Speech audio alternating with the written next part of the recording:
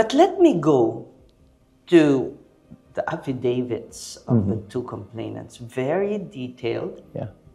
graphic. Yeah. What do you think well, because you're denying this, Yeah. what prompted them to lie, to fabricate such a very detailed story?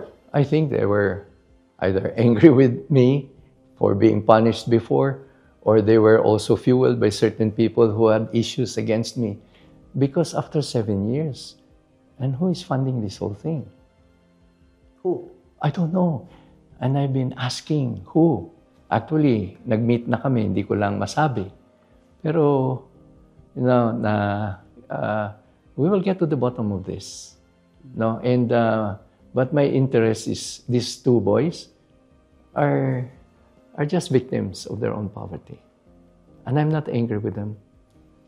No, because whatever it is that I've done for the communities, for the less fortunate, kahit walang utang na loob, kahit they turn against you, that's not my issue. I'm just doing the will of God. And caring for them is also my source of joy. No? So, kasi so many people stop helping. Mga walang utang na loob na yan, o mga ahas yan, mga ganun.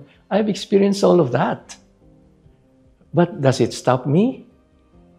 No? Kasi ang sa akin, God also gave us the example of the prodigal sons. And I'm like a father. My door is always open. My arms are always open. No? And so the same thing.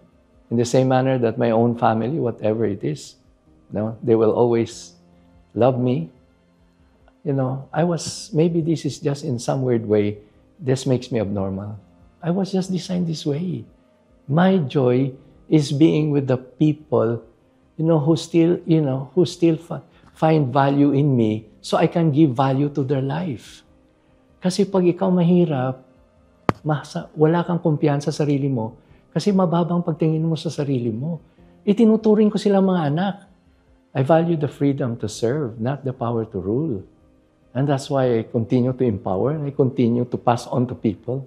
But then I'm back because they have been neglected. They have been abandoned. And hopefully, I will be given I would have learned a lot of lessons on how to empower people better.